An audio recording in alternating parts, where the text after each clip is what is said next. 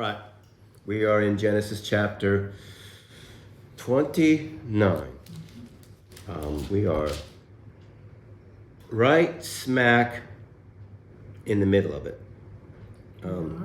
We will be opening up in prayer in just a minute, but just remember, basically, Jacob stole the birthright and the inheritance, right, from Esau via his mom's cunning. And although doesn't Paul refer to it as he sold his birthright? well, you could put soul, yeah, you could put soul, and He gave it up. he wound up basically Esau wants to kill him, so mom talks it over with Jacob about we need to send Jacob, our son, to the land of her brother, right, Laban, under the guise of we don't want Jacob to get a wife from the local, right, from the local girls, right. So, but really also Esau was threatening to kill Jacob. So so basically she said for a little while, but it was going to be a lot longer than that. So when we left off last week, Jacob then headed out for Haran, and about 500 miles away. And if you remember last week, he came across a place where he stayed for the night. He used a stone as a pillow, and he had a dream where he saw angels ascending and descending on a ladder type of device, steps, maybe like a ziggurat. And I think the Hebrew is it's kind of hard to decipher. Was the Lord on top, or was the Lord right beside him? But either way, the Lord told him that he was not gonna leave him until he fulfilled everything that he promised to Abraham and Isaac, right? And so we're now going to pick up where Jacob finally gets to the land of the people of the East, and then it's kind of like everything is on. So let's open up in prayer, and then we'll get started. Lord God, we're thankful for your goodness. We're thankful for your love and your mercy towards us. We're grateful for this part of your word, helping us to understand how you work in your people. As flawed as we can be, you show us that you stay with us until you fulfill everything that you have planned for us. And this is going to be no different, though it's pretty crazy. And we're grateful that you give us stories like this and help us to see, because it gives us confidence knowing that even if our life's been a mess a lot of the time, that you work in the mess and you bring order out of chaos. And so we're grateful for this, and we just pray that you'll help us to draw out of it what you want us to, that we might learn and grow to be more like you, Jesus. And we just pray your word will get in us and will plant seeds of goodness and grace in us and change us for the better. We pray this in your precious name, Lord Jesus, and all God's people said, Amen. Amen. Okay. All right. So chapter 29, you know the drill. I read. You figure everything out. It's more like an extended narrative. So I wrote down some, I wouldn't call them questions, but just kind of like topics. But if you see other topics or things that strike you, don't be afraid to bring them up, because it's kind of a bizarre episode, right? But in any case, chapter 29. Then Jacob went on his journey and came to the land of the people of the East. And as he looked, he saw a well in the field, and behold, 3 flocks of sheep lying beside it. For out of that well the flocks were watered. The stone on the well's mouth was large, and when all the flocks were gathered there, the shepherds would roll the stone from the mouth of the well and water the sheep, and put the stone back in its place over the mouth of the well. Jacob said to them, "My brothers, where do you come from?" They said, we are from Haran. If you remember, Haran was where Abraham, his father and Abraham, they went, when they first left the land of Mesopotamia, they went to Haran and then they stopped there. And Abraham couldn't really leave, it seemed like, until his dad died. So we're going back to the place of the very beginning. And he said to them, do you know Laban, the son of Nahor? They said, we know him. He said to them, is it well with him? They said, it is well. And see, Rachel, his daughter, is coming with the sheep. He said, behold, it is still day. Is it not time for the livestock to be gathered together? Water the sheep and go pasture them. But they said, we cannot until all the flocks are gathered together and the stone is rolled from the mouth of the well. Then we water the sheep. While he was still speaking with them, Rachel came with her father's sheep, for she was a shepherdess.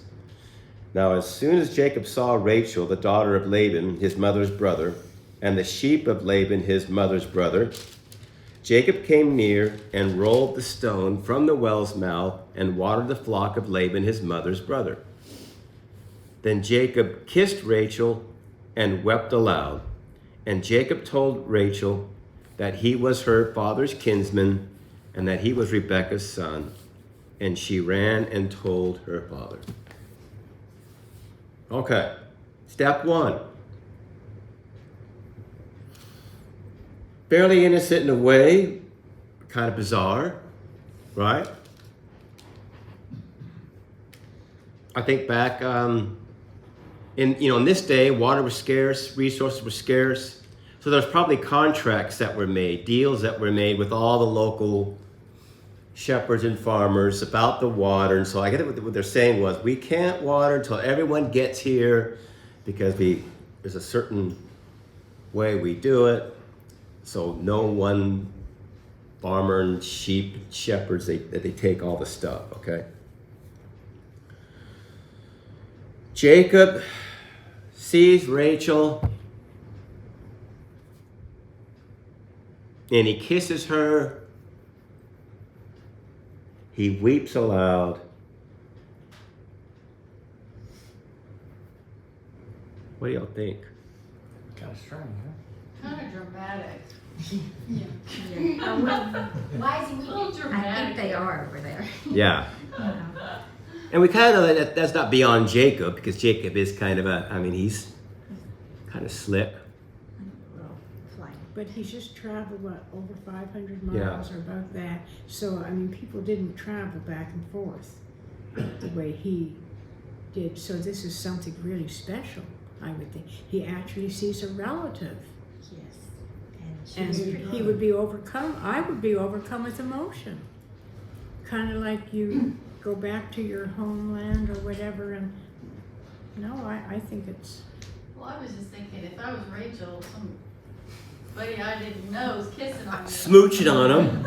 I'm like, Who knows when's the last time he brushed his stop. teeth? Who are you? Yeah. But, I think culture's different. But Yeah. That's what I was thinking. Yeah. I think Jacob was thinking it's love at first sight. But there's something else that might be in here too, which I think kind of makes more sense, really. And he's more thinking about Laban. He's trying to get in with Laban. If you've been traveling a long while, boy, Laban's the one that you want to make happy, because he's the one who's going to supply your food, your shelter, everything else. Because remember, you can see how it kind of goes in. Then when he says back here in verse 10, now as soon as Jacob saw Rachel, the daughter of Laban, his mother's brother, and the sheep of Laban, his mother's brother, I think he was definitely, at this point in the game, he's thinking Laban. I'm trying to score all I can with Laban here. I'm going to smooch his daughter, which I guess was a good thing. She didn't smack him or nothing. At least it don't say that. Right. Yeah. Okay. It's possible he could have just kissed her on the cheek. I think that's what Sure it he was. did. Yeah. Yeah. My cousin basically, Yeah. wow, this is awesome. I just traveled 500 miles and this beautiful girl.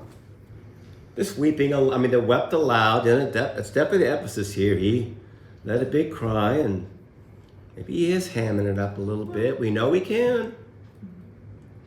But anyway, it is what it is. So verse 13.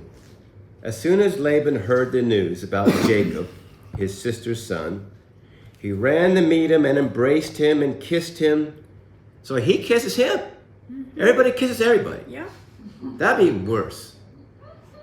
Well, like the French, they kiss you on both sides. They do, but still, I'd be kissing Rachel. I wouldn't Laban kiss. Well, but then you travel 500 miles, and again, you don't know what you're getting on the other side. A kiss from Uncle Laban is probably a good thing. Yeah. Other than a smack. Dare you kiss my daughter, you scum. But here's something else too. Does Laban, how does Laban know That he's really. legit? Which there might be language that suggests that, okay? So anyway, he ran to meet him, embraced him, and kissed him, and brought him to his house. Jacob told Laban all these things, and Laban said to him, "Surely you are my bone and my flesh." Now, is he saying surely or like indeed are you? Whatever it might be, who knows? I don't know how he knows that. Well, he told him all these things. Doesn't say what these things are, but I'm sure he gave him information that let Laban know, yeah, this is really my nephew. Maybe. You're so cynical. I think it's awesome. That's how I... We just read the earlier chapters. That's why it was a total. It was a disaster. But anyway, here's what's interesting. When my bone and flesh, okay. So that's relative. So that's an inheritance talk. Like you kind of could, but we'll read a little bit later, and it kind of changes a little bit. Then Laban said to Jacob, "Because you are my kinsman, should you therefore serve me for nothing?" Huh. Well, yeah, if I'm your relative, Right. aren't we supposed to now, right? Okay, anyway. "Tell me, what shall your wages be?" Now Laban had 2 daughters. The name of the older was Leah, and the name of the younger was Rachel. My version has Leah's eyes were weak. Mine says delicate. Delicate, I saw delicate. Or soft. Soft. Tender. What's wrong with soft, delicate eyes? Soft and delicate sounds like it could be okay, but weak, that sounds Yeah. like good, right? Yeah. A weak-eyed lady. I think it must be a euphemism for something else. I know Jaber and McGee used to say more like cow-eyed. So it's hard to say what, always it says something how we would say. We go, what's the problem with the eyes? We go, are they blue? They brown? More than likely they're brown, right? We wouldn't have, but weak? That's not how we would describe. What if he was cross-eyed? Yeah. Ooh, Yeah. Or she's got droopy eyes. Yeah, that's what I always thought, like a lazy eye. Yeah. okay. Ooh, Interesting. she's not sounding very pretty. Cow eyes with one of them drooping? Oh, no, Yeah. no. This is not a pretty Yeah. lady. Okay. But Rachel was beautiful in form and appearance. And the fact that it says, but Rachel was beautiful, so therefore Leah It's is not so. not that beautiful. So we're getting, everything is setting up nicely. So it would seem, right? And it just so happens that Rachel was one that came up first, so Jacob's smooching on her. Jacob wants door number 2, right? Yeah. Jacob loved Rachel, and he said, "I will serve you 7 years for your younger daughter Rachel." Laban said, it is better that I give her to you than that I should give her to any other man. Stay with me." So Jacob served 7 years for Rachel, and they seemed to him but a few days because of the love he had for her. To match made in heaven. So I think, from what I've been kind of reading, I think like 30 shekels would cost you, was the going price. From what we can tell from some ancient, manuscripts and writings from way back then, it'd roughly be 30 shekels. You get 1 shekel a month, Jacob's job. So basically he's paying double. So, all right, Laban. Yeah, you're my flesh and blood. Double. But think about it. Jacob has nothing to bargain with, right? He doesn't have the woman, and he doesn't have any money. So Laban holds all the cards, right? Okay, but so far so good. Verse 21. Then Jacob said to Laban, "Give me my wife, that I may go into her, for my time is completed." So Laban gathered together all the people of the place and made a feast. Notice there was no religious ceremony, nothing like that. Y'all got together and had this feast going on, right? It was more like a business transaction. What was happening when you're getting. So anyway, but in the evening, he took his daughter Leah and brought her to Jacob. And he went into her. Laban gave his female servant Zilpah to his daughter Leah to be her servant. And in the morning, behold, it was Leah. And Jacob said to Laban, "What is this you have done to me? Did I not serve with you for Rachel? Why then have you deceived me?" Laban said, "It is not so done in our country to give the younger before the firstborn. Complete the week of this one, and we will give you the other also in return for serving me another 7 years." Oh yeah, so the flesh, but yeah, so he kind of, anyway. Sounds like So Jacob did so and completed her week. Then Laban gave him his daughter Rachel to be his wife. Laban gave his female servant Bilhah to his daughter Rachel to be her servant. So Jacob went into Rachel also, and he loved Rachel more than Leah, and served Laban for another 7 years. Okay. So what do you make out of this? What do we think about Laban? Deceitful. he's sneaky like his sister. Scoundrel. You say scoundrel? So, Yeah. Yeah. Family has problems. Yes. They have, what do they call it? Where it passes down in the family. Hereditary. Not hereditary, but what did you say? Genetic. No. Customs. Where Habits. where the body, or where you have Traits. certain sins that pass through the family line. Oh. Take a Sins, not physical stuff. Sins.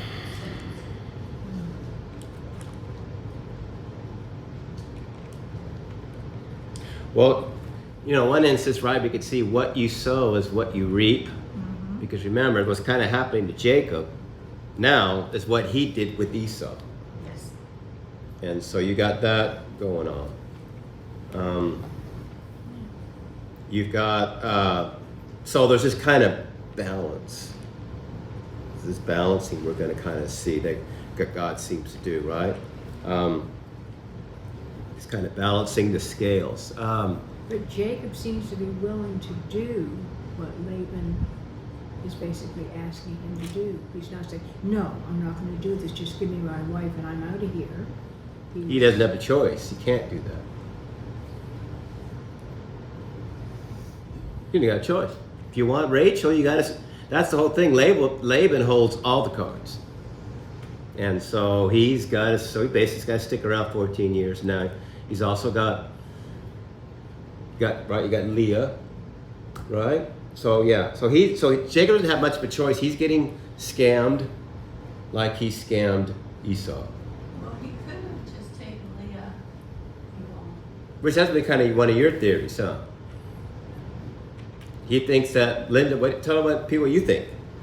Well, even though he wanted Rachel, this is what happened. And he married Leah. And God says one wife. And she was the oldest. It wasn't customary to give the younger before the older. And he ended up with her. And I think that that was what God gave him. He should have been happy with that. Is that what God was doing? Because supposedly that's what Laban said after the fact, right? That it's not customary for us to give the younger before the older. But he could have told Jake right up front. Yeah, he didn't Yeah, say that 7 years up front. earlier, he could've Right. said He could have told him that earlier. Look at bro, there's only one way this works. You got to take Leah too. So he kind of waited till after, and then he kind of, and again, remember we talked about how when men wanted to balance the scales or to bring about justice, they had all the power to do it, either the court system or by force or whatever. Well, the women didn't. The women had to go through basically like manipulations, which we'll see, and things like that to try to balance the scales. And it really comes down to whether it was fair. So what I'm saying is Laban tried to appeal to that. Laban tried to appeal to this, that's that kind of law rule. Well, this is fair because we always give the first away, the oldest first, then the second. But that's not what I say. I know. Yeah. But I'm just saying, and that's what he's trying to do. So to kind of go along with what you're suggesting, which makes as much sense as anything else, right? Is that Laban's definitely being a trickster. Well, I think Jacob should have known that he couldn't marry the second one before the first one got married, because he knew about the firstborn and all that. So he should have known Well, evidently, that. I guess that's not such a hard, fast rule. I guess, I mean, we don't have much in the way to support what Laban's saying, so Right. who really knows?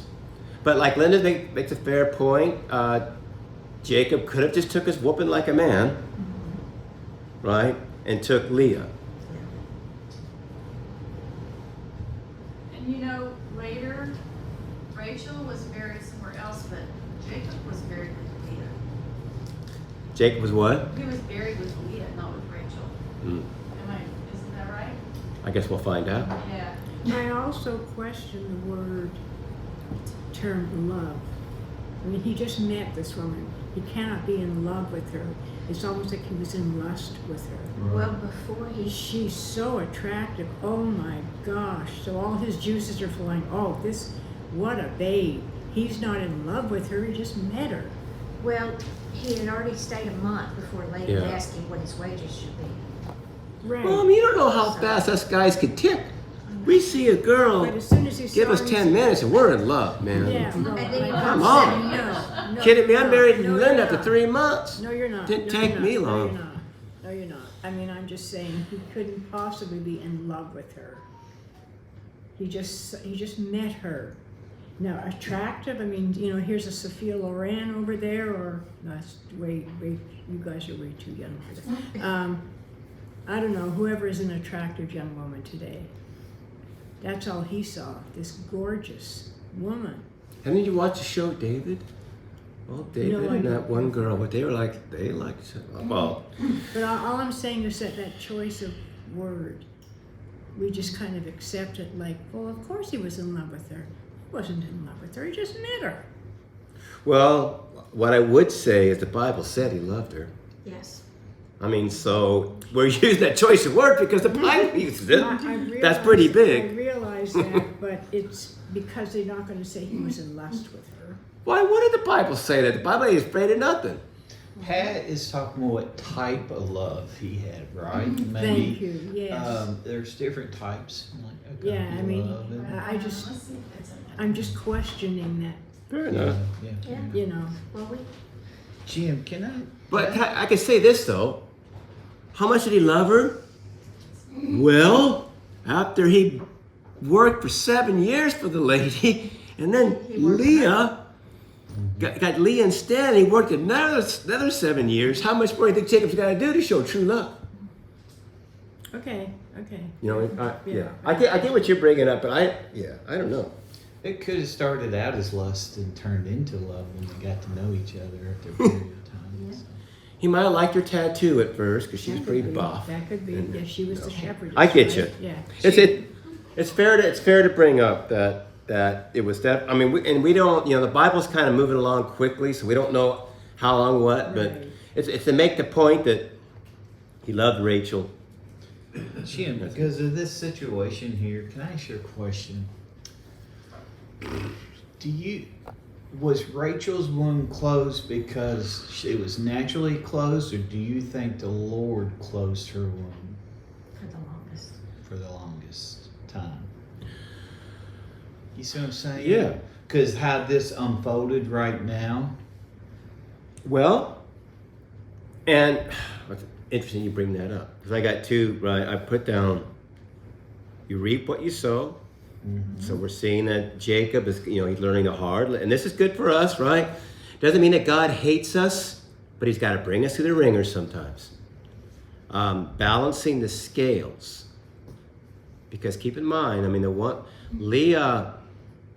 Leah's probably getting it the worst.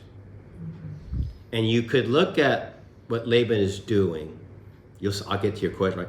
You can see what Laban is doing in that if he doesn't get Leah married now, she don't ever get married.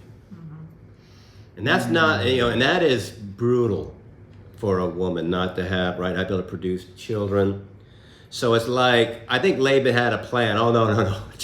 Jake thinks he's going to get, just no, Jake's getting Leah. And he probably was thinking only of himself. But so Leah now, to your point, Leah is unloved. Rachel is loved. That's pretty brutal. So I think to your point, God is going to balance the scales by how? By letting Leah getting children first. That's a way to understand it, I think. So in other words, the Lord might have actually Had something to do with that. Though we see the same theme though, right? Sarah, Rebecca, now Rachel's like, we've seen this movie before.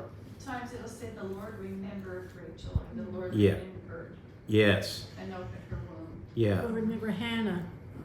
Yeah, and the Lord, she prayed to please. If she could have a son, she would give him back to the Lord. I would imagine an ancient reader be reading this going, I could see God moving in, cutting some slack for Leah, because this is hard on her, and that, right? So she's got to be shown some favor, which means that, and maybe maybe Jacob needed to grow, because if Rachel has children right away, Jacob's going to be, I love these children. Don't want these children. See what I'm saying? So there's a whole mess in there that really, it will say that the Lord definitely closes the womb, and but Well, if you go to verse in chapter 30, yes, he definitely. yeah, Rachel's saying, "Give me children, Yeah. I'm going to die." Jacob says, "Am I in the place of God, who has withheld from you the fruit of the womb?" So definitely Jacob, So and he believed God was holding. was brutal. Yeah. And compassion. Go ahead. I'm sorry. Yes, because Leah was getting pregnant, so Yes. it wasn't him. Yeah. Right. And we're gonna see that, and it's so it's interesting. So, I'm looking at how all this came about, madness, and what's fascinating is God's going to work through the madness. He's going to work through the madness, which he tends to do. Instead of making everything the way it quote unquote should be, however that is, he works through our choices. And it's very important to me is to apply that to us today, Yeah. because Lisa and I's life is really, we don't talk a whole bunch about it, but it's pretty rough at times. Yeah. Yeah. And everybody else, have rough. So if we can see what they're going through, and God took care of it, He oversaw it. He He exactly. can do the same thing. That's for exactly us. right. It's like it's amazing how God can. Well, the consequences have to be, but God will still work His plan through it. And we'll be scratching our head all the way through this actually. But yes, I think, and that's very to me it's very encouraging, because sometimes we tend to think the decisions we make, we really screw things up. We think, oh man, I've just blown up everything. No, God can work His will through, and but compassion on the unloved. That's what I see. We're going to see with Leah, is that because when you think about her situation, she is like coweyed, cross-eyed. And then Jacob comes along and he just loves the younger. Yeah. Well, she's, and Dad, I mean Laban. I think we're going to see that goes on. I don't think he gives a rip about his daughters. No, it's all about We're going to see a few. It's going to be intimated where he basically it's going to come down. He just basically sold it. He sold his daughters, but he did, right? Because really, whatever bride price you paid, I think the Laban would then hold that as an inheritance for his daughter or daughters in this case, in case they ever had to go back home. See, they would have something. Well, we're going to see that they don't have nothing to go back. Well, they'll be down the road, but any case, okay. So yeah, I had you reap what you sow. Yep. Balancing the scales. That is something Old Testament ancient way. I think God has a way of when too much evil goes one way, God balances it out, right? And we're kind of seeing that in action here. Okay, so verse 31. When the Lord saw that Leah was hated, remember we talked about in the Old Testament that word loved and hated. Hated has more of the thrust of not accepted. Not that he hates her guts and wants to see ill for her, but she's not accepted. And we know our God accepts everything. We saw the same thing with Ishmael's mother, Hagar. You saw how God came to the rescue of Hagar. God will come to the rescue of Leah. As soon as the Lord saw Leah was hated, he opened her womb. So there's a partial answer to your question, Monty, right? Mm-hmm. But Rachel was barren. And Leah conceived and bore a son, and she called his name Reuben. For she said, because the Lord has looked upon my affliction, for now my husband will love me. Okay. That's kind of brutal, huh? Kind of hard. And so keep this in mind, Reuben's the firstborn. We'll see him come up later in the story. She conceived again and bore a son and said, because the Lord has heard that I am hated, he has given me this son also. And she called his name Simeon. Again she conceived and bore a son and said, now this time my husband will be attached to me, because I have borne him 3 sons. Bless her heart, right? Therefore his name was called Levi. And she conceived again and bore a son and said, this time I will praise the Lord. Therefore she called his name Judah. Tribe of Judah. So the Messiah will come through. Yeah. It's kind of interesting, isn't it? Therefore she called his name Judah, and then she ceased bearing. Any questions? I was just going to say, apparently Jacob did not hate her so much that he didn't want to have sexual relations with her. So even like the love and the hate, isn't, honestly, He wasn't attracted to her. well, what does it mean to love? See, we have a different view of what love is and how the Bible views love. But yeah, in this case, right, the hate would be not accepted. Not that he hated her guts, it's just it's clear. Rachel is the chosen one. Yeah, mine says unloved. So Unloved and... really hated. He took advantage of the situation anyway. What's that? He took advantage of the situation anyway. Yeah. Absolutely. Wait, did I ask you that? Did I ask you about that? Oh, I don't know. Did you? Yeah, okay. I want you ladies, please speak up, because the impression I always got is that, they're like looking at Jacob going, oh yeah, he's making out like a bandit and all this. Yeah. And I asked you about it, and you kind of went, no, you don't think that. And then you went and said, I did. Well, I mean, supposedly Leah wasn't loved, but yet he's impregnating her. Yeah, so, he doesn't seem to I mean, have problems. It's like, okay, there's something. what would be that's fair. Now, what would the man's response to be to that? Come on, Ned. Dig deep. It was his duty. It's It was his wife. It's his duty. Good for you, Lisa. If you look at it different, if you look at I He like would be what sad you if he say. did. Yeah. They were married. Yeah. Yeah. if the only way Leah is going, I mean, and for a woman not to have children is cursed, is to be cursed. So the only way Leah gets children is if Jacob. So Jacob's doing his duty. So we men would say, far from it. We do what we have to do. Oh, Well, if you got one well that makes a lot of water and a well that doesn't make any water, which well you gonna go to? Now that's a real man's way of looking at it. But no, I mean, but you know what though? I do think, honestly, because I feel bold and Trump won the election, I think that what you're suggesting is more of a 21st century way of looking at it than how the ancients would have looked at it. And I think that from Leah takes what, I mean, Leah, yeah, she's, No, I'm looking at it from God. I mean, he's not supposed to have two wives. no. You know, and he obviously loves the one. So, I don't know. And you could make the case that because we're going to see the 12 tribes come from 4 different women, which is highly problematic, and we'll talk a little bit about, and Jacob could have solved it, and God could have easily had Leah crank out 12. 12. But But you see, Jacob was also thinking, hey, once the candles are blown out and I don't have to look at the eyes, I imagine out I'm well with enough. Rebecca, or Rachel. Well, what I was thinking too is, you mean he couldn't tell if that was Leah and not Rachel? If he thought He was Rachel was so drunk. much prettier, how come he couldn't tell? And was Because she she- not at the feast? I was thinking the same I thing. know. Like, and so like, I this mean, is I just know like, he maybe said it was that- dark. maybe It's that was dark. supposed to He be didn't dating even- and really And don't. he didn't even know That it was the was drinking. the Yeah. verse.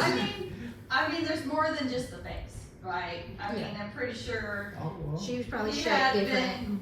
Well, didn't they talk? he kind of had some idea of everything else too. I think she's going back to the very beginning. So I would think, okay, so I think the idea of eyes, weak eyes, I don't think it's actually her eyes. It could be that could be like a saying that she wasn't good looking. Okay, I say all that because I think that the women would have been totally covered up the whole way through, covered with body, even a veil, and over their head.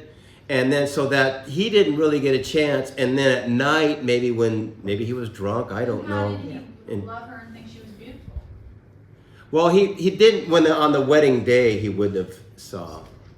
Because that's Yeah, another but what I'm morning. saying God is, bless you. but he already knew what Rachel looked like and what Leah looked like. But I'm saying the wedding night you wouldn't be able to tell. Okay, well, you don't have to see to have an idea, okay? Didn't those two girls make their father drunk and go in and Yeah, Yeah. been on him Come too? on. I'm so glad Yeah. you're here tonight. Lee. Yeah.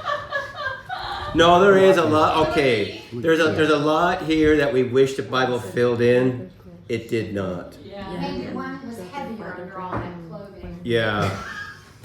more of a Well, what luxurious. is Well, yeah. More of a Maybe luxurious. Rebecca went on the Atkins diet, lost a lot of. I don't know. Leah They're did. shapely. Voluptuous, yeah. They were Yeah, yeah, shapely. There's a lot of speculation. yeah, She was yeah. blind. But in all that, what Jacob should have done, whatever else, what's all the more remarkable is that God will.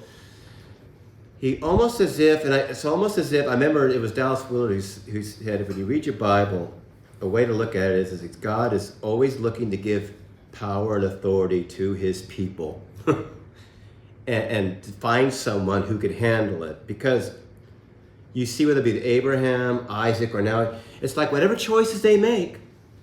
We're going with it. Okay, this is the way you want to go. My will be done. But you're taking the hard way through it, right? Because God could have done a lot. He could have blocked. No, you're just taking Leah. No, you're just taking Ray. He doesn't. He lets it come about this way, almost to the point where you're kind of going, really? This is how the great state of Israel comes about? Well, we have free will. We have free will. And He honors that, doesn't He? Yeah. Amen. Yeah. Do you ever Obviously. think maybe he's Yes. entertained by the free will? Hmm? Do you ever think maybe he's entertained by us using our free will? entertained. Entertained, right. frustrated, but I think Laughing. his heart is broken. That's what I was thinking. Yeah, okay. Yeah, Get your plans? Okay. yeah. I think if we, Let yeah, me show you. yeah, Yeah. Get right here. Hmm. Then we're gonna do it my way. right. Okay. Chapter 30. When Rachel saw that she bore Jacob no children, she envied her sister. Here we go. Well, and by the way, in the law later on, it will be stated in a command very clearly, you are not to marry a woman and her sister. Yes. So you can also view this as we're learning why the law said what it said, because this is going to be disaster. But yet, God will work through it. He says, give me children or I shall die. That's what she says to Jacob. Pressure. I guess they're both a little dramatic, huh? Yeah, huh. Of course, we could feel, that this is brutal time. Remember, Sarah went through the same traumatic. To not She have might have been children. so distraught, she felt like she would just rather die. Yeah. well, you were not blessed by God, obviously, if you're Well, barren. what's worse than not having children for a woman, which I cannot speak to, and I'm not in that culture, so I could times 10, is watching your sister crank the children out, and you're not. Just brutal, right? Yeah. So now Jacob's anger. Whoa. Jacob's anger was kindled against Rachel because he now feels the pressure. He loves her. It's not happening, and he said, "Am I in the place of God, who has withheld from you the fruit of the womb?" That sure don't help her any. Let's just be real. God is withheld. I'm not doing it. Yeah. Then she said, "Here is my servant Bilhah. Go into her, so that she may give birth on my behalf." So see, we could see it's not like as if when Abraham did that and Sarah did that with Hagar, it's not like they wrote down this rule. Look, children, grandchildren, this is not the way to go. Do not do this. It was clearly they didn't see it that way. They didn't see it that way because obviously now we're doing it again.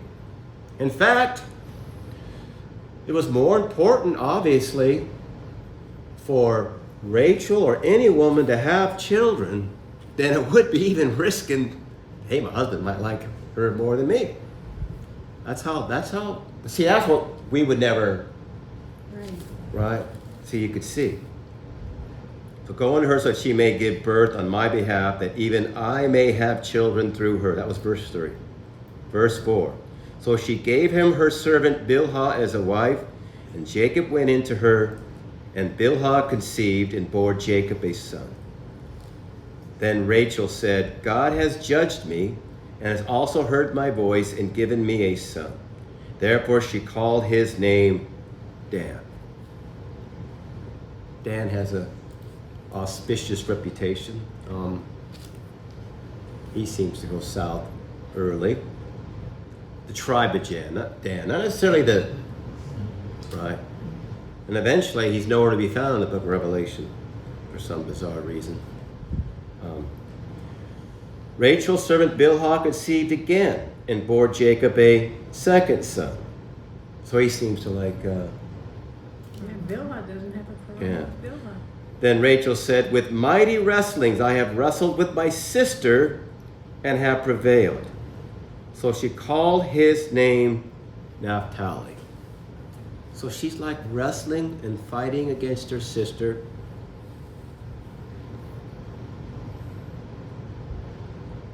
And I had another, God's will through sexual competition. It's interesting to me. I just got through reading Saint Maximus the Confessor. And he believes that when Adam and Eve sinned, they went away from deriving all pleasure from God.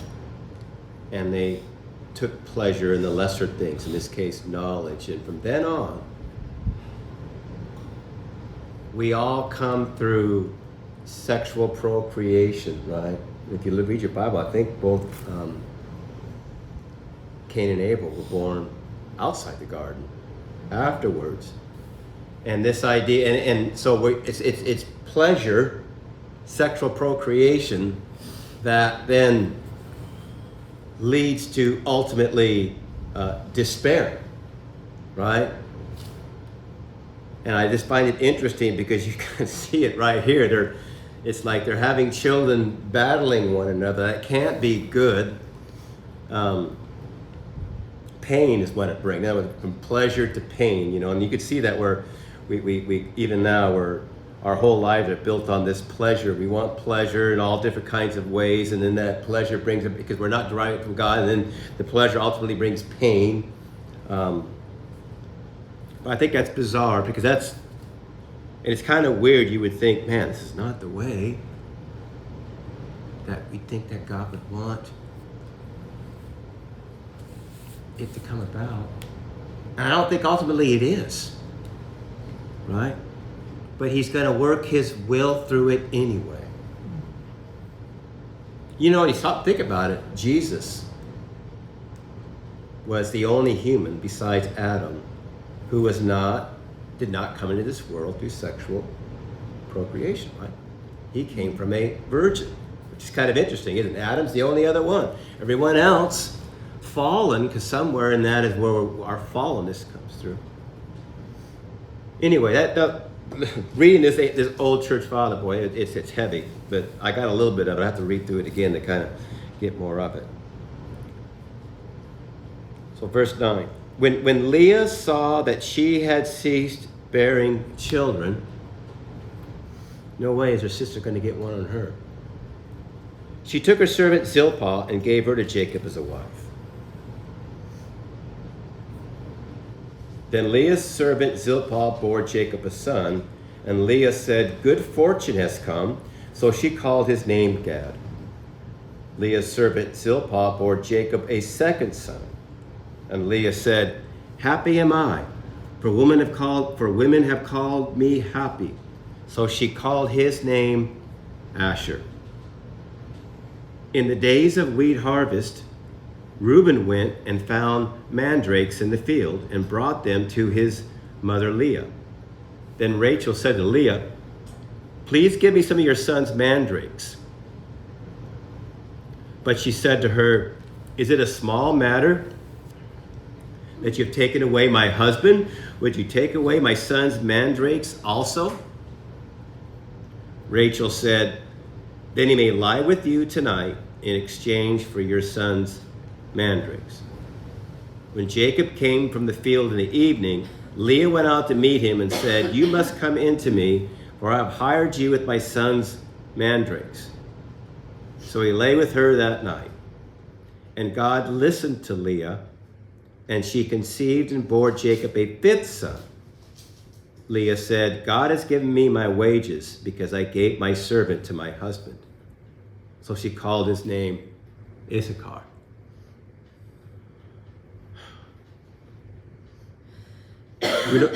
You know about the idea of mandrakes?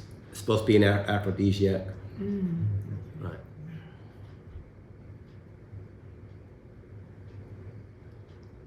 What do you think about the idea of God rewarding strange behavior? That's how Leah takes it. Yeah. God is reward, and God, and the scripture puts that God. Okay, I get you, Leah. I mean, maybe Leah was one of God's favorites. I don't know. So 17, God listened to Leah. So Leah, it didn't say it here, but Leah must have been praying. I think so.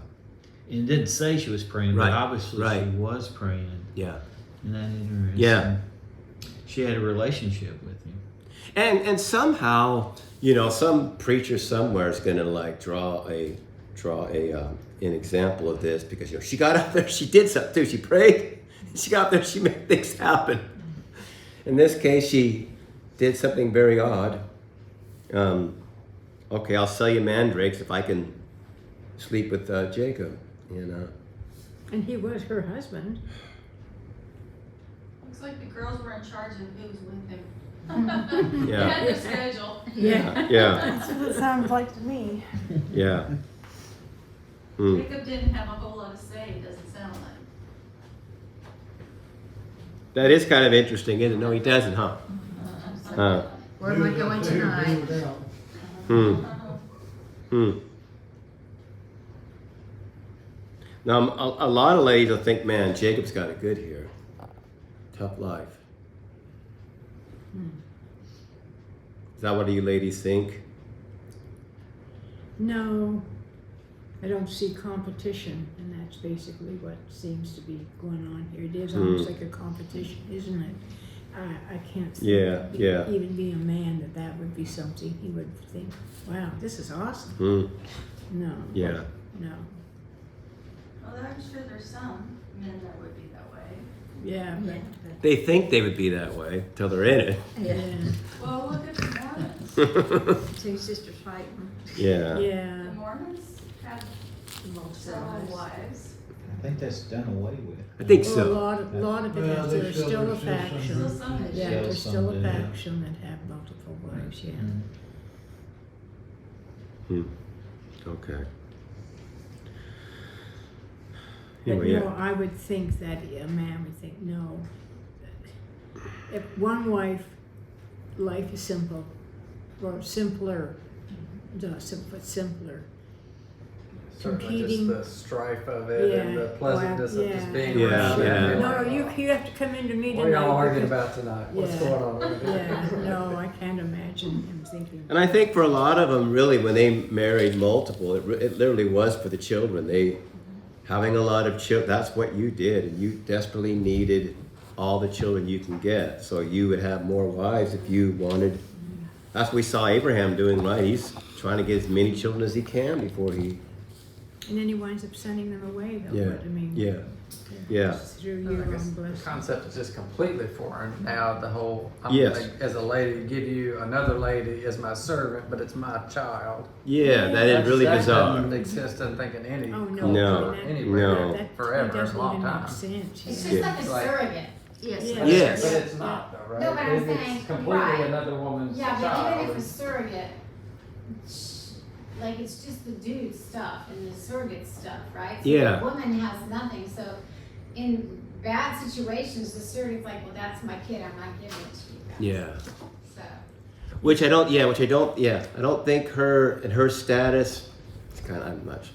She could actually do that. She's not quite that high, but she's got some rights. It does say gave him as a wife, so the servant becomes the wife of. The thing is, if you're a servant, okay, yeah, take a kid and go. Where? Yeah. Where are you gonna go? You know, you had nowhere to go, and so it's kind of. But anyway, yeah, I'm just struck by this because we're gonna see it lands on the right number, 12. But you just like really like this? Okay, so anyway, verse 19, and Leah conceived again, and she bore Jacob a sixth son. Then Leah said, God has endowed me with a good endowment. Now my husband will honor me because I have borne him 6 sons. So she called his name Zebulun. And afterward, she bore a daughter and called her name Dinah. And that's all we get there. But the reason why we're alerted to a daughter is we're going to see later on where she comes back into the picture. Brutal. Yeah. That's brutal too. But what about this fighting for approval? She's trying to get honor and approval. Yeah. That's a little more at home with us. I think, we do that. We want approval, maybe not, whether it be from our parents or spouse. Facebook is good for that. So, are you saying Leah was looking in the wrong area for the approval? She was looking for approval from Jacob and not from God. That's definitely what I would say, yes, and certainly for us, yes. Yeah, she was wanting Jacob to, which I think Jacob kind of came around, but yeah, she wanted to be where Rachel was. And if you put us, there's certain situation we want to be, and it's not going to happen. But you know where Leah got her peace is at the end when she was pleasing God. Yes. That's when you literally can tell in the Yes. scriptures that she found peace. Yeah, Yes. I think so. But yeah, fighting for approval. Like I said, I brought up Facebook, because Facebook is a place where we can kind of show everybody our family pictures and how great things are going. And we want See people, the bad stuff. yeah, we want people to see a certain side of us, that we don't have any problems. We're just going great, and that is such a lure for us. We want people to think of us in the right way. We don't want people thinking of us, our employers or what. We don't want them thinking of us right. And Well, it's no longer fashionable, but people used to send out a Christmas letter. Oh, my kids, one just graduated from Harvard, another one's gone over to Oxford University, and Yeah. my husband just got promoted to vice president, and actually he's the custodian, but he's, Vice president. yeah, absolutely. We build our family and our life up like, Yeah, oh, this yeah. is so. Nobody ever says, what a horrible year. My husband got arrested. He went to jail. I'm all alone, and I've got Yeah. 15 kids, and I'm trying to take. Why don't one of you come out here and help me? No. yeah, you didn't write any letter then. Yeah, you don't write a letter. That's what's going on. Yeah, yeah. 2 that's words, send help. Right. Yeah. Anyway, okay. Well, then here's some good news at verse 22. So maybe at the end we'll have see who can remember all the names. Yeah. Not it. Then God remembered Rachel. And God listened to her and opened her womb. She conceived and bore a son and said, God has taken away my reproach. And she called his name Joseph, saying, may the Lord add to me another son. So we're going to see, right? So of all the children, who does Jacob really attach himself to? Joseph. Joseph. Yeah. And then ultimately it'll be Benjamin too, Benjamin, as we'll yeah. see. Rachel's children. Yeah. But we see that coming, and we've seen that dynamic play out with Jacob and Esau. And but finally Rachel gets a son. So as soon as Rachel had borne Jacob, Jacob said to Laban, send me away, that I may go to my own home and country. Give me my wives and my children, for whom I have served you, that I may go, for you know that the service that I have given you. But Laban said to him, if I have found favor in your sight, I have learned by divination that the Lord has blessed me because of you. What does he mean by that? Stick around. God likes you. Yeah. But why does he couldn't he have figured that out? Pretty simple. Why does he have to use divination? Not just was by experience. Well, he wasn't a believer he wasn't a follower of God. That's right. That's why Rachel, when they leave, she steals the Yeah. household idol. Yeah. That's right. Yeah, the household. So what he finds out is it's because of Jacob and his God. Yeah. Which is kind of interesting, because then, okay, well, divination, that could be, either you're doing the entrails thing, where you have a yes or no, like a magic 8-ball question. Am I blessed because of Jacob or no? And then you would get some sort of prophet like who would then sacrifice an animal and look at the entrails, and whichever way that they went, that would then he would be able to read them and go, it's answer A or answer B. That's one way. Maybe, he went a prophet or prophet that gave him a word. But in any case, as we see, God can answer how he wants to answer. However he got it. He got the answer, well, I'm blessed because of you and your God, Jacob. Which is a theme that was told to Abraham with the cup, right? I'm going to bless you, and those who bless you will be. And so we're kind of seeing that same theme played out. Verse 28, name your wages, and I will give it. And Jacob said to him, you yourself know how I have served you, and how your livestock has fared with me.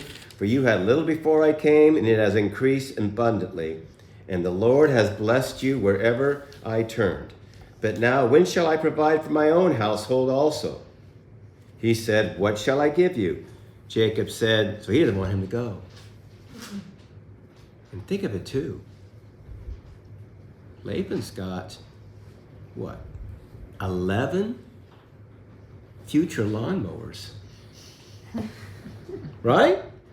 That's everything for you with a big, So yeah, you're not letting Jacob go. Right? Maybe Jacob kind of realizes that Uncle Laban ain't never going to let me go if he can help it. Right? You shall not give me anything if you will do this for me. I will again pasture your flock and keep it. Let me pass through all your flock today, removing from it every speckled and spotted sheep and every black lamb, and the spotted and speckled among the goats, and they shall be my wages. I think a typical shepherd, hired hand, might look to get 20% as payment of the sheep. Well, from what I understand, the speckled and spotted is pretty rare. Less than 20%. Right? They didn't have names. But Jacob, I'll take the few oddballs, right? And so my honesty, verse 33, will answer for me later. When you come to look into my wages with you, every one that is not speckled and spotted among the goats and black among the lambs, if found with me, shall be counted stolen. Verse 34. Laban said, good, let it be as you have said. But that day Laban removed the male goats that were striped and spotted, and all the female goats that were speckled and spotted, every one that had white on it, and every lamb that was black, and put them in charge of his sons. And he set a distance of 3 days' journey between himself and Jacob. And Jacob pastured the rest of Laban's flock. So what just happened? So he took all the sheep that he was gonna Yeah. give. I never fully understood this. I guess that's what he did. Yeah. He said, what I agree to give you, I'm stealing it. And just I'm gonna take taking. it away over here. I guess, okay. I figure I'm just thinking just now, well, if it turns out Jacob don't have much, he can't leave. Yeah, He's got to stick around. he's got a lot of mouths to feed. So what's Laban doing? He's stacking the deck in his favor.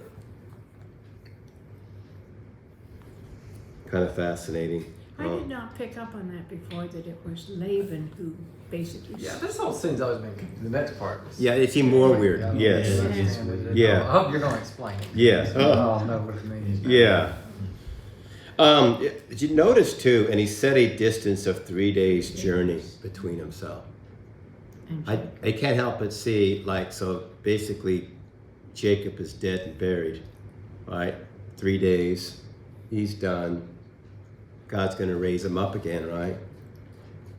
The whole idea of 3 days is everywhere in the scripture, right? Then Jacob took fresh sticks of poplar and almond and plane trees, and he peeled white streaks in them, exposing the white of the sticks. What he's about to do now, we don't know. You want to try it? Go for it. It's the same thing as the mandrakes, but this is for sheep. Yes. How that works, I do not know. Does it work? I do not know, unless God wants to make it work. It worked for Jacob. It worked for Jacob. He set the sticks that he had peeled in front of the flocks in the troughs. That is the watering places where the flocks came to drink. And since they bred when they came to drink, the flocks bred in front of the sticks. And so the flocks brought forth striped, speckled, and spotted. So did the branches just make them want to breed more? Or it help to make the sheep speckled? That's what I kind of wonder about myself. Maybe both. Jacob will say later on when he's talking with his wives, he will say that I saw in a dream when the angel told me that all the sheep that are mating, they're cranking out the spotted, and they're the ones that are the most robust. Pick those. So, but in any case, yes, it's bizarre, and every time I've ever read upon it, they're like, "Oh, we can't find anywhere that this actually ever worked or whatever," but it did for Jacob. And Jacob separated the lambs and set the faces of the flocks toward the striped and all the black in the flock of Laban. He put his own droves apart and did not put them with Laban's flock.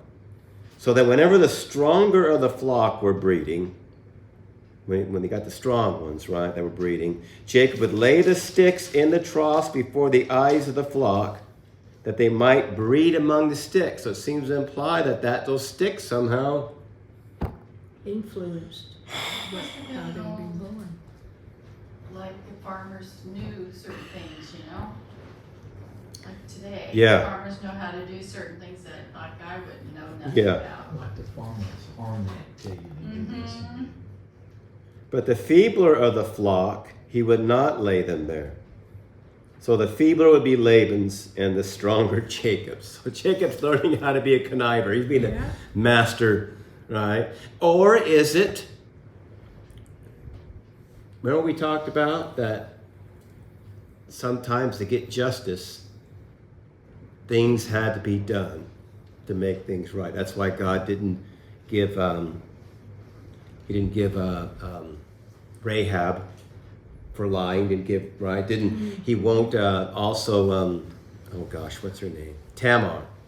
He won't condemn Tamar for kind of manipulating the situation to get justice, because that's the only recourse she had. So I think from Jacob's standpoint, that's how he looks at it. I'm doing what needs to be done. This is the only way. Laban basically cheated. He did. He took Yeah. all the. I wouldn't have a problem with it. Yeah.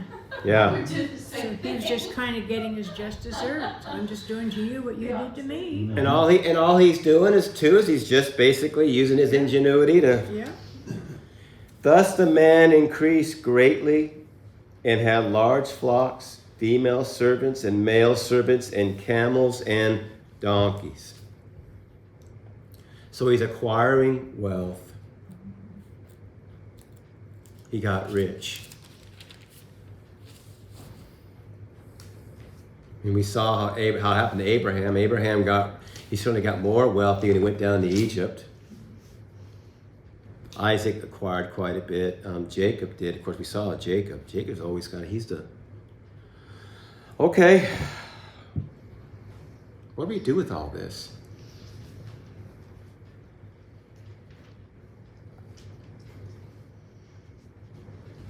What's the salient point? Like chaos. Like chaos through those years. And kind of a lot of dishonesty going on. Both sides. Yeah. Yeah, from Yeah. from everywhere. Yeah. From everywhere. Perhaps the only one who was not a conniver was Leah. Yeah. She was almost like a victim, if you will. Yeah. Right. Kind of get that like Hagar too. Yeah.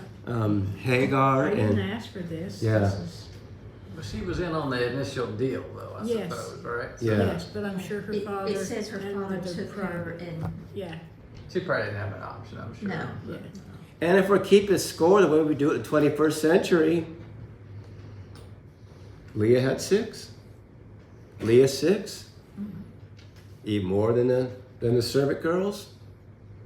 Yeah. In fact, more than the servant girls, And Rachel. Rachel combined. Well, the equal amount, right? Well, right now it's 6 and 5. Oh, yeah. Rachel is gonna finally desperation 3-pointer Yeah. and tie it up. It's the same like with the sons that threw Joseph in the pit. And they're conniving and it's like it just keeps going. See, that's a fair point. Yes, we're gonna see it played out in the family, aren't we? The same dynamic, and it's like we could say nobody seems to learn. But then again, if you walk in there, don't condemn a man till you walk in his shoes. But Joseph is like the one who cuts the Yeah. thing. Yeah. Maybe Benjamin too, I don't know. Yeah. But Joseph is a solid one. Mm-hmm. Yeah, Joseph is Joseph is going to be the savior. Mm-hmm. Yeah, his time is to come. Jacob is going to go through a lot of heartache. And he's going to say as much. He's going to wrestle with Jesus. Yes. Hey, in verse 9, isn't it kind of interesting? Rachel talked about wrestling with Jesus. Huh. God, I'm sorry, with God. Yes. Wrestling with God. But her husband literally wrestles yes. with God. Yeah. Yeah. That's a good point to bring up. So we're kind of like, like we talked about Abraham and Isaac and now Jacob. They had this arc. In other words, we're watching, just like with us, our growth on where we're going. God is bringing us. And Jacob kind of, he started out pretty squirrely. But God's going to work with him too. And it's just amazing because God works really through him. It's where the name Israel comes from. Mm-hmm. And Kind of reminds me, you think about Romans, right? And talking about God will work all things together for good. Yes. Right? And you can see kind of that same thing Yeah. happening here, right? And I've never really thought about it, like you were saying, Rachel and Lee were obviously praying and talking to God. I guess I never really saw that and thought about that. And man, he heard them, right? And it says that, doesn't it? And yeah. so- Yeah. Yes. And when you think about it, even with Jacob, Jacob is a newbie in the faith. Remember, he came face to face with Yahweh when he first started to. And he was on his way too. Yeah, and God doesn't even tell him. Like, he doesn't say repent, get rid of the idols. It's like someone like he shows up and right. So Jacob is learning about it. So how much did Rachel and Leah know about the one true God? In other words, they're probably kind of mixed. You still are bringing in. Remember, Rachel grabs the idols. That's true. So they're learning, but God will take you where you are. And he doesn't like, until you do this and that. No, I think as we grow, right? It's kind of like when you have a kid, when they're little, you put up with a lot, but as you expect them to get older and understand, you expect more from them. So it's fascinating. So what were they praying? How much? I think they were crying out as best they could. And God was hearing them. But it was definitely a hard way. Maybe they had a lot of fun together too. I don't know. But how much was they involved with God in the beginning? Because their dad had an idol in the house. How did they know God? Is it all through Jacob? I would have to say be all through Jacob. In fact, when you hook up with Jacob, it's kind of what you're supposed to be doing, right? You are hooking up with the one true God, right? And so because Jacob is supposed to be the priest, the head of the household. Yeah, because when he finally does leave, they say, forget our dad. Your God will be our God. Yeah. Right? We'll go with you. Yeah. Our dad's been no good to us. Well, see, that We're gonna was, stay with you and we'll worship your God. since you brought that up, see, when they say that, we don't have any inheritance. Remember, we're saying, no, what Laban should have done is had an inheritance set up through the money that Jacob had worked for, so that if ever the girls had to go back, they had money to go back to. And the fact they said there is no inheritance, meaning Dad just basically sold them. They just basically sold them for, it's messed up. See, things are messed up all the way around. It's kind of hard. And and then to your point, Monty, how much did they understand about? And it just blows me away about how compassionate, how patient our God is, because he works with them like he works with us. Like, you think about it, I look back on my life, God was with me every step of the way, even though I had no clue. It's beautiful though. He was working with them, but look at the situation we're in. We have grace now. Yes. We have something they don't have. Yeah, that's right. Isn't that Yeah. beautiful? Yeah. Amazingly beautiful. It's kind of interesting how we go through all of this until we get to where he gives the law, and then it's sort of like, kind of like that How did there get to be a directions label on the back of a shampoo bottle? Like there had to have been somebody that needed those directions. Right. Yeah. It was kind of like seeing the before. Yeah. You're seeing like the wild west, and oh, now I know they need a lock. This is kind of crazy. Yeah. Mm-hmm. Yeah. Yeah. One of the things, and people bring this up, like slavery in the Old Testament, right? God, I guess, could have abolished it. Instead, he kind of put laws in the law to protect slaves, right? So it seems that God he seems to work within a culture rather than just trying to upheave it and change it all the time. He'll work it's kind of like he worked with what he's got. Well, I don't know. Sometimes he ends cultures. Yeah, well, he could do that. Well, He does. like Sodom and Gomorrah. Oh, it's off the map, right? If you Except it's back now. yeah, What's back? Sodom and Gomorrah. Oh, yeah. the spirit of Sodom and Gomorrah is Search in Las Vegas. Yeah, Now Rebecca was Laban's sister. Sin City. Yeah. Sin City. Yeah. So she was devious, but who was their father? would it be Haran? Would it be his name? I'm trying to think of who is. It kind of Does said it it in there. actually say? But I mean, Rebecca was devious, and that was what she told Jacob how to get the blessing, and now you got to flee, and how she was able to convince Isaac, this is what we need to do. Yeah. So she was kind of devious, and Laban is devious, so it sort of like runs in the family. Yeah. Well, Of course, they didn't know God, so right. therefore, Jacob I was guess. devious too. Pardon? Jacob was devious too. Yes. Yes, but I mean, what I'm talking about is that Rebecca and Laban are brother and sister, and they're both very devious people. Yeah. So it kind of like is it the culture or is it their family? Maybe Do you how think they they're were the raised. best that Yeah, they that's had what to I go? Do you think they Well, were so, the best okay, that so they then- had to go with? Wondering is there were they? Those are great questions. So maybe we start like, well, that person was devious, that person.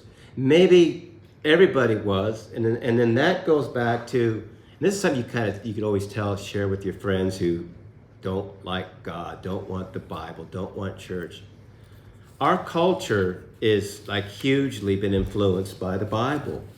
We have laws, and we have. So in other words, we don't think in terms of being so crazy devious, at least so, because we have a court system. We have ways of getting justice, and that's the way we think. Which, by the way, is influenced by the New Testament hugely, Well, the Judeo hugely. Christian, yeah.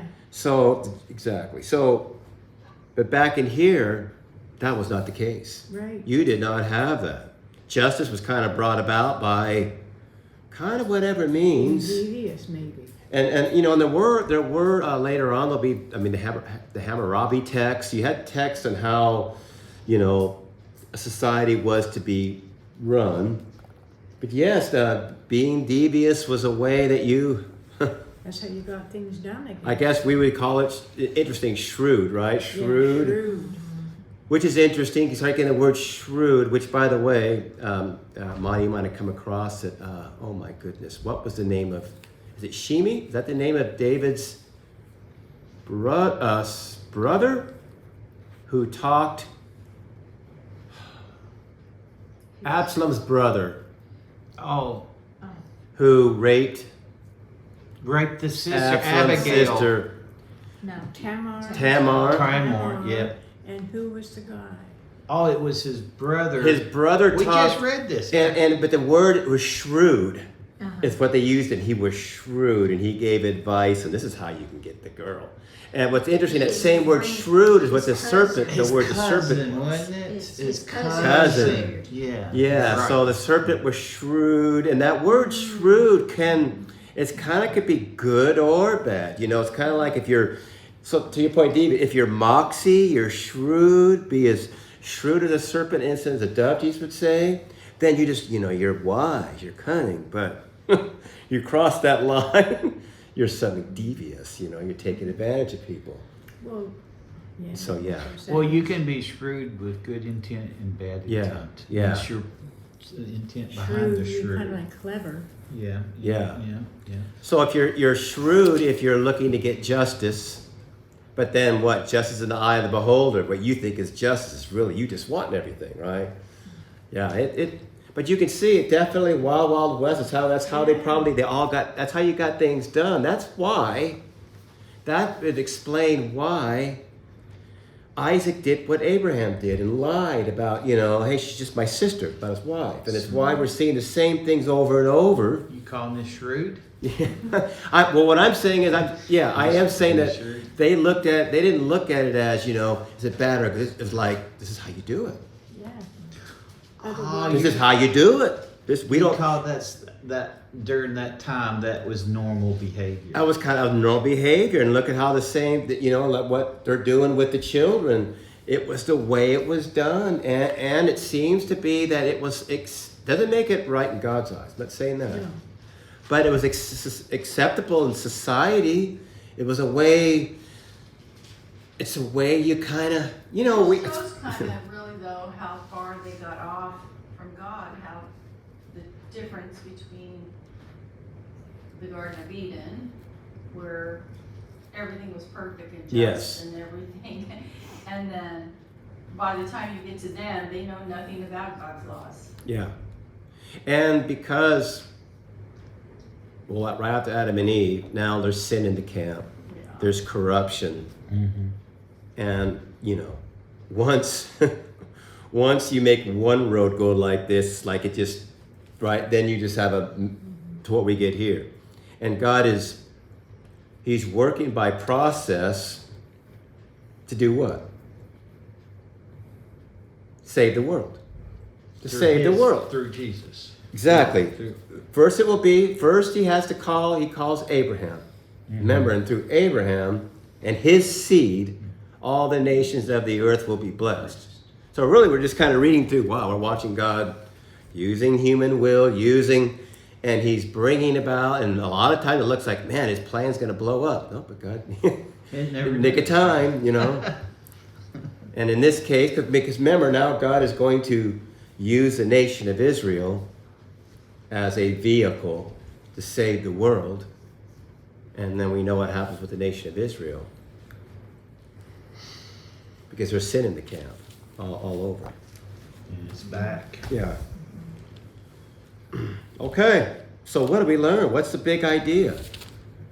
Okay, I know one. Only marry one wife. Which yeah. Which is what by the way, you read your New Testament, notice how, back to your point, what you brought to, Linda, notice how, we're reading all this polygamy.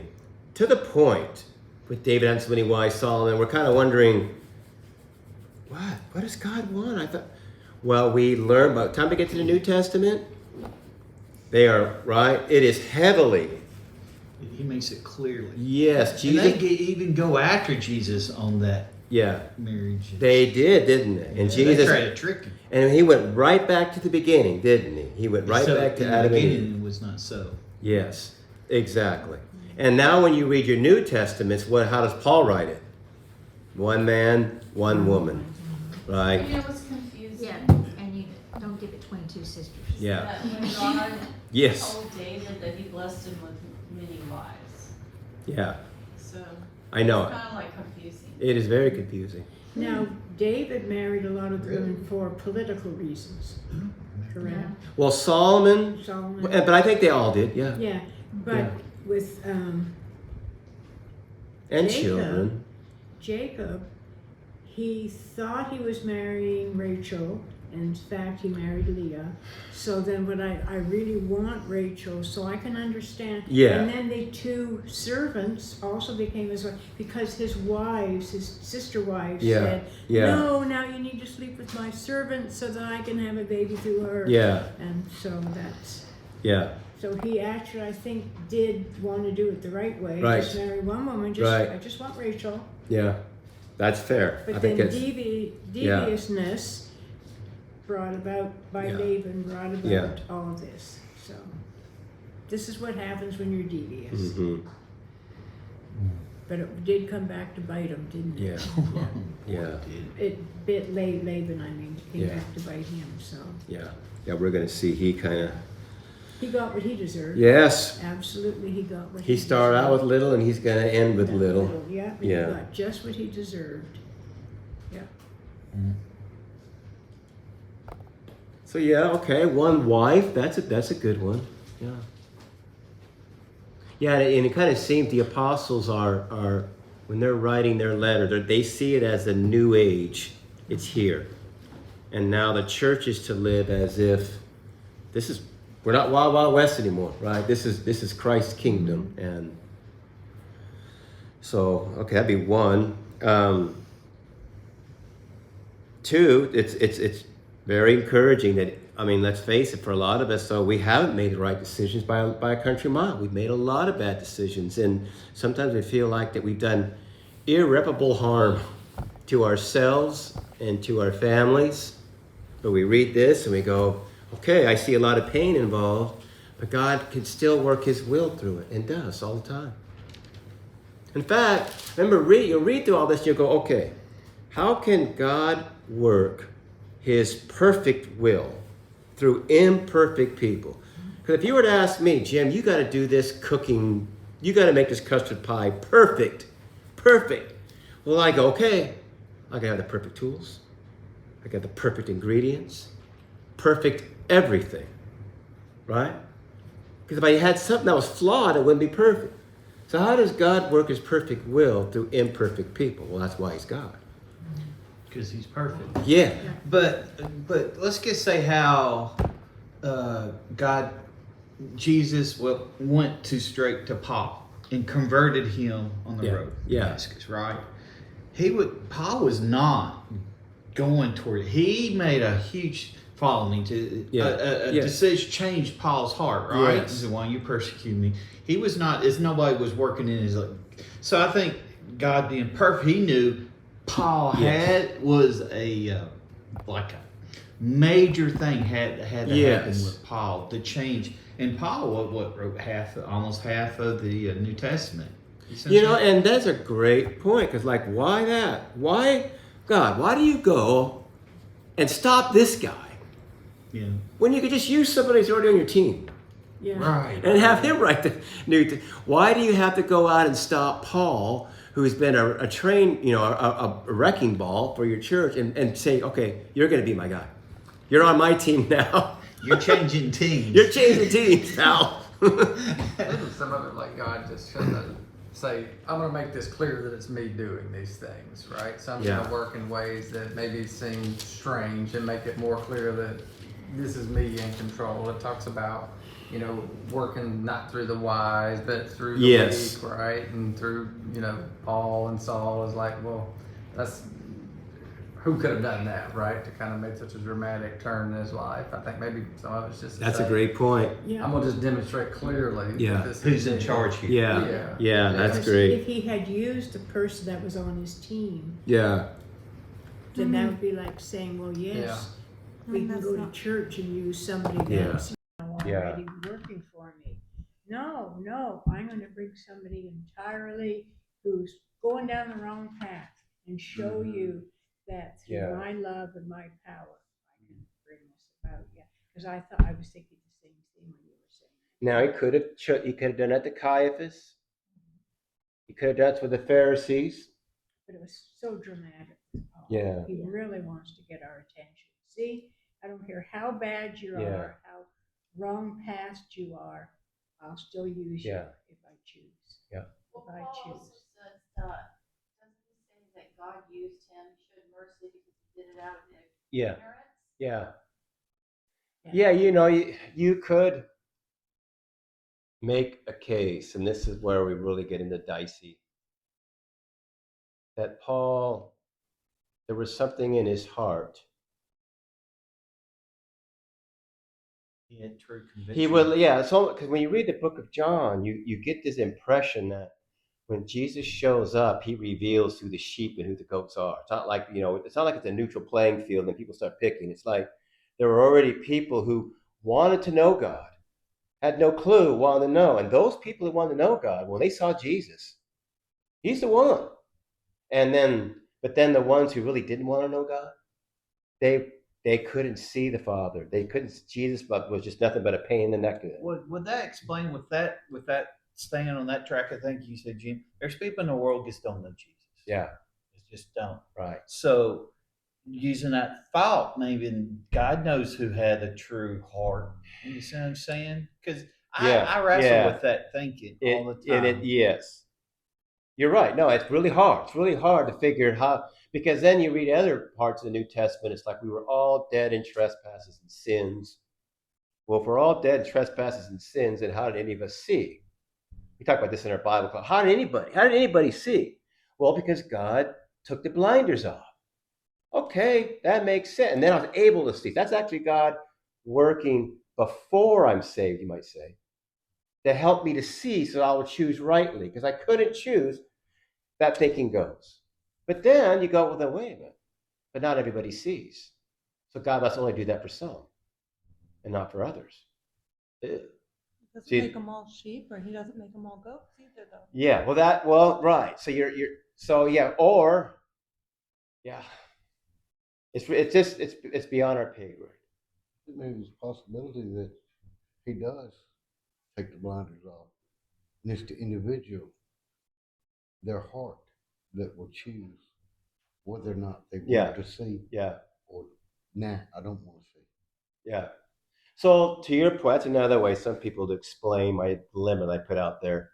Say, no, God has a common grace. He takes the blinders off everyone. Yeah, and gives you free will. The free will. Because we know free will exists. Bible. Okay, but the only problem with that, from a philosopher standpoint, right, is okay, but that grace can't be sufficient for everybody. Because not everybody sees. But the grace is sufficient. But It's that's their the choice. will. It's Yeah. their choice not Yeah, to yeah. see. That's Yeah, what yeah. I'm saying is their Choice. choice Yeah, not yeah. to see. Yeah, yeah. Part of it, like it tells us a lot of spots in the Bible. Like if you seek God earnestly and desire to find God, He'll be found. Yes. And so maybe that's the path that you have. If you honestly want to find God and seek after Him, I just can't Make that imagine choice. there's a scenario where He said, I don't "You're Right. you're But where's the you're want to among the come goats." from? Yeah. That's true. But where's the want to come from? Well, Yeah. see, that gets Born planted in. because I know that when I was going to Sunday school in the Presbyterian church, which does not promote salvation, sadly, I must have learned about Jesus. And when I moved to California, here I am on my own, I knew that there was this empty spot in my heart. There was a hole there that wasn't filled. And I didn't know how to fill it.